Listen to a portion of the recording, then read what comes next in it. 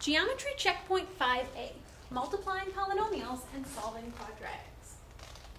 Polynomials can be multiplied, which is when you change them from an area written as a product to an area written as a sum by using the distributive property or generic rectangles. So we're going to do 3 examples this morning. So for our first one, we're going to multiply negative 5x times the quantity negative 2x plus y. So when you have a parentheses with a number written on the outside, you're going to distribute. So we've got negative 5x times negative 2x. Remember, a negative times a negative is going to give you a positive. So negative 5 times negative 2 is going to give me 10. Remember that x times x is going to be x squared. Now, for my second term, I've got negative 5x times y. Remember, there's a 1 written in front of the y. So negative 5 times 1 is still negative 5. And then I've just got x times y. Excellent. Let's take a look at another one. For this one, we're going to multiply the quantity x minus 3 times the quantity 2x plus 1.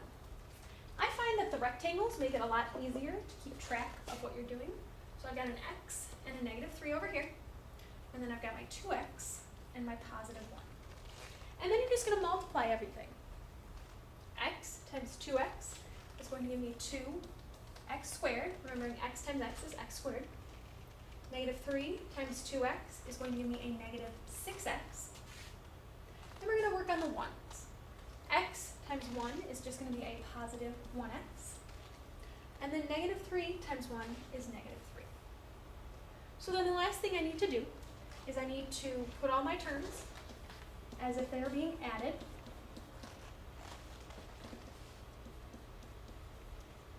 And then you need to combine any like terms. So x squared doesn't have any like terms, so it just comes down. Now 1x minus 6x is going to give me a negative 5x. And then negative 3 also has no terms, so we just go ahead and bring that down. Excellent. Let's take a look at the last problem. So now for this one, I have 2x squared plus x equals 6, and I'm going to solve. Now the key with solving quadratics is you want to get them equal to 0 before you do anything else. So right off the bat, in order to get this equal to 0, I'm going to subtract 6 from both sides. So I have 2x squared plus x minus 6, and that's going to equal 0. My first term and my last term are automatically going in my boxes. But then I have to figure out what my middle terms are going to be. So what you want them to do is you're going to make a list. You want terms that are going to multiply to give you negative 12x squared. That comes from multiplying your first term and your last term. So 2 times negative 6 is negative 12, and then you have an x squared. And then you want them to add to give you your middle term, which is going to be a positive 1x. So you need to start listing all your terms. So for negative 12x squared, let's start with 12x and negative 1x. Those multiply to give me negative 12x squared. 12x minus 1x gives me 11x. So that one doesn't work. Let's try flipping the signs. So I've got negative 12x plus 1x. Still multiplies to give me negative 12x squared. However, when I add them together, I get a negative 11x, which is still not what I'm looking for. I'm looking for a positive 1x. So thinking of my other terms that multiply to give me negative 12x squared. Let's try 6 and 2. So I've got 6x and negative 2x. 6 times negative 2 is negative 12, and x times x is x squared. When I add those, I'm going to get a positive 4x, which is still not what I'm looking for. If I flip the signs, I still multiply to get a negative 12x squared. I'm going to erase that real quick. But when I add them, I get a negative 4x. So I need another set of factors. Alright, so now hopefully for negative 12, you're thinking 3 and 4. So I've got 3x and negative 4x, which still multiplies to give me negative 12x, but they add to give me a negative 1x, which isn't what I want. I want positive 1x, but I'm close. I have negative instead of a positive. So I'm just going to flip my signs. So I've got negative 3x plus 4x. Negative 3 times 4 is negative 12. X times x is x squared. And when I combine my terms, I get a positive 1x. So negative 3x is going to go up here, down here, it doesn't really matter. And then 4x is going to go here. So now we have to look at our boxes and figure out what terms do they have in common.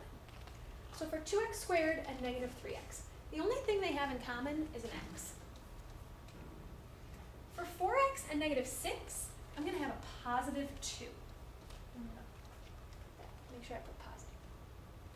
Now over here, for 2x squared and 4x, I have a 2 and an x in common. They both can pull a 2 out, and you can pull an x out of both of those.